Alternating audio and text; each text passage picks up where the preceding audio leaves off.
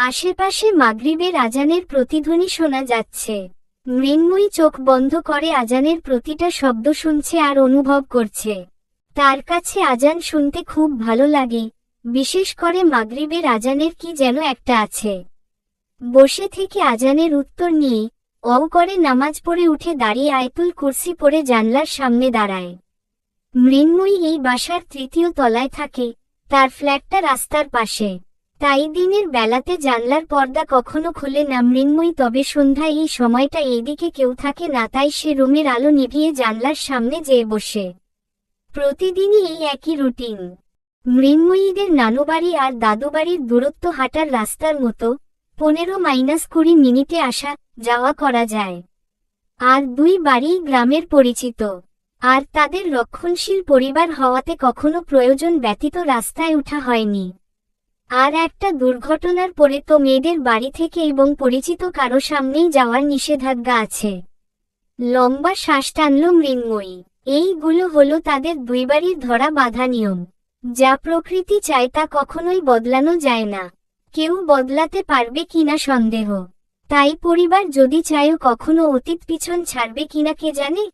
ফোনের beep beep শব্দে ধান ভাঙ্গে মৃন্ময়ীর। ফোনের দিকে তাকাতেই আবারও কল আসে। নেটওয়ার্কের কারণে আগের কলটা ড্রপ, তাই ফোন তুলে নেয়।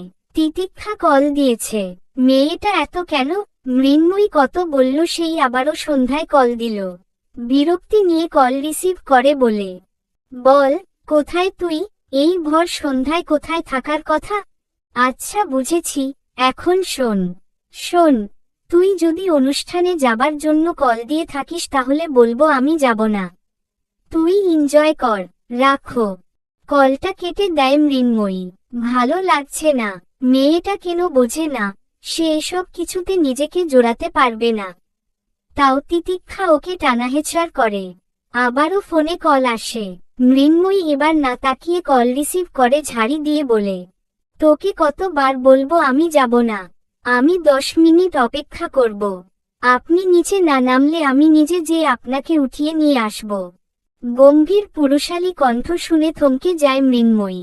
গলায় কিছু একটা বিঁধল মনে হলো। এলোমেলো চিত্ত হয় মৃন্ময়ীর। দ্রুত কান থেকে ফোন নামিয়ে নম্বর চেক করে। একটা আননোন নম্বর। ঢোক গিলল মেয়েটা। তারপর আবারও একটু আগের কথা ভাবল। তাকে কি কেউ থ্রেট দিয়েছে? দ্রুত ফোনের স্ক্রিনে তাকায়। এখনো নম্বরটা জ্বলজ্বল করছে। মৃন্ময়ী আবারও ফোনটা কানে চেপে দ্রুত ভঙ্গিতে উঠে জানলার সামনে এসে দাঁড়ায়, তারপর শুষ্ক গলা জিজ্ঞেস করে, কে? একক উদ্ধৃতি চিহ্ন। আবিয়াজ শান্ত। বাড়ির নিচে একটা কালো বাইক দাঁড়িয়ে আছে। হেডলাইট থেকে টুটু শব্দ হচ্ছে। কিছুক্ষণ পরপর তার খানিক পরেই একটা ছোট লাল আলো জ্বলে ওঠে। বাইকের আলো জ্বলে উঠে, তাতেই স্পষ্ট হয় সব। একটা কালো শার্ট পরা শ্রান্ত বাইকের সাথে ঠেস নিয়ে দাঁড়িয়ে আছে, তবে এতটুকু বোঝা যাচ্ছে সে কিছুক্ষণ মৃন্ময়ী যে বাড়িতে থাকে সে বাড়ির দিকে তাকাচ্ছে, তো আবার রাস্তার দুপাশে তাকাচ্ছে। মৃন্ময়ী ঢোক গিলল। এখনো নামাওরত মানুষগুলো মসজিদ থেকে ফেরেনি। বাড়ির সামনে এই লোককে দেখলে কেলেঙ্কারি হয়ে যাবে। মৃন্ময়ী দ্রুত জানলা থেকে সরে এসে কিছুটা রাগত্ব স্বরে চেঁচিয়ে বলে, আপনি আমাকে থ্রেট দিচ্ছেন কোন সাহসে? আর এখানে এসেছেন কেন? বেশি কথা বলার সময় নেই মাটি। দ্রুত আসুন, বউদিকে খাওয়াতে হবে। আর মসজিদ থেকে মানুষগুলো এসে আমায় এখানে আপনার ফ্ল্যাটের দিকে তাকিয়ে থাকতে দেখলে নিশ্চয়ই কেউ ভালো ভাববে না। আমি যাব না, কতবার বলেছি। আর আপনাকে বাড়ির ঠিকানা আর নম্বর দেবার কারণে তিতিক্ষাকে আমি পরে দেখে নেব। ঠিক আছে, পরে দেখে নিও। এখন দ্রুত আসো তো, সময় নেই। আর হ্যাঁ, একটা কালো শাড়ি পরে এসো তো। হ্যাঁ, মামার বাড়ির আবদার। হ্যাঁ, বাড়িওয়ালার বাড়ির আবদার। ফোন রাখলাম। 10 মিনিটের মধ্যে নিচে না নামলে আমি নিজে ওপরে চলে আসব। আমি কথাটা আর সম্পূর্ণ করতে পারল না মৃন্ময়ী, তার আগেই কলটা সংযোগ বিচ্ছিন্ন হয়। মৃন্ময়ী কিছু সময় বোকার মতো ফোনের দিকে তাকিয়ে থেকে ভাবল, যদি আসলেই বাসায় চলে আসে। এই লোকের বিশ্বাস নেই। দ্রুত উঠে দাঁড়িয়ে কাবার্ডের সামনে যায়। কিন্তু কালো শাড়ি ধরেও মনে পড়ল শ্রান্ত কালো শার্ট পরেছে, তাই কালো শাড়ি রেখে দ্রুত হাতে একটা সাদা শাড়ি নামায় মৃন্ময়ী। তারপর তা শরীরে জড়িয়ে নিয়ে দ্রুত নেমে আসে। সাজার সময় নেই। যদি সত্যি লোকটা উপরে চলে আসে, অবশ্য মৃন্ময়ীর সাজুগুজু করতে অতটা ভালোও লাগে না। দ্রুত বাড়ির মেইন গেটের ফটক পেরিয়ে রাস্তায় নামতেই মৃন্ময়ী চুলে হাত দেয়। হাত খোপা করতে করতে এগিয়ে আসে সামনের দিকে।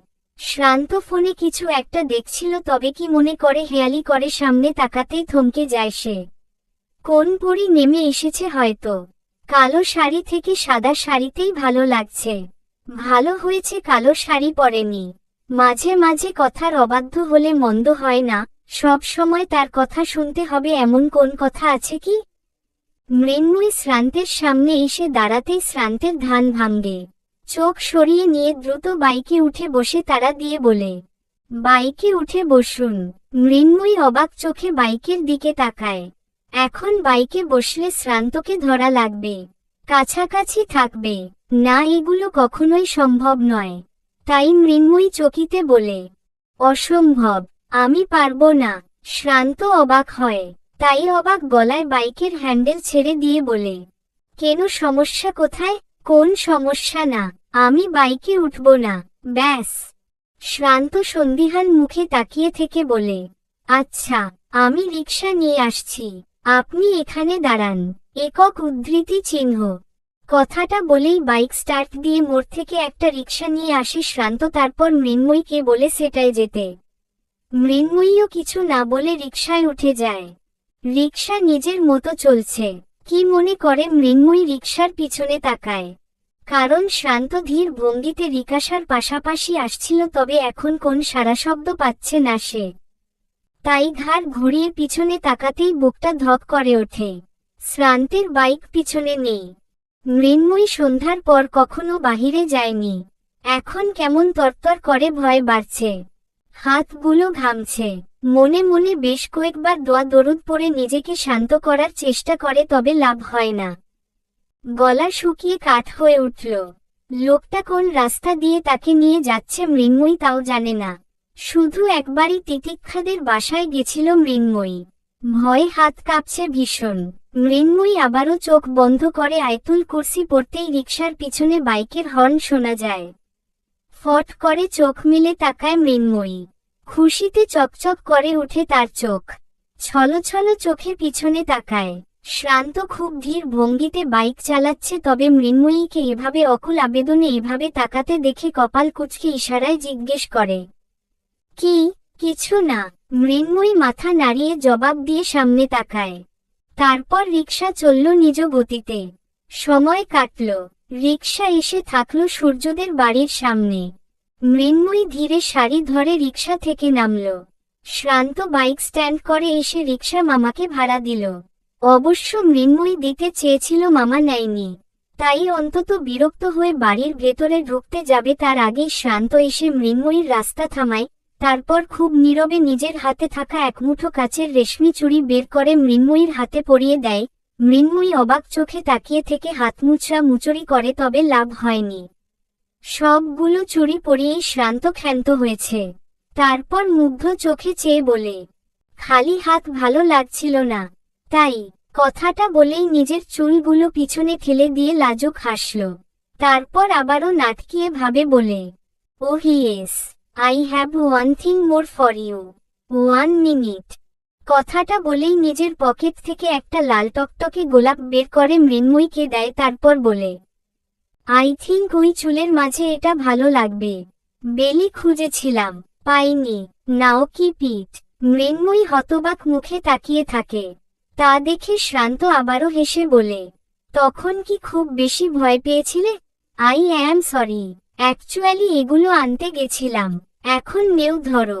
মৃন্ময়ী এখনো অবাক স্তব্ধ হয়ে তাকিয়ে আছে। তা দেখে শ্রান্ত নিঃশব্দে হেসে ফেলে। তারপর নিজেই মৃন্ময়ীর পিছনে যেয়ে খোপায় গুজে দিয়ে কানের পাশে ফিসফিস করে বলে, now it look good, it suits you.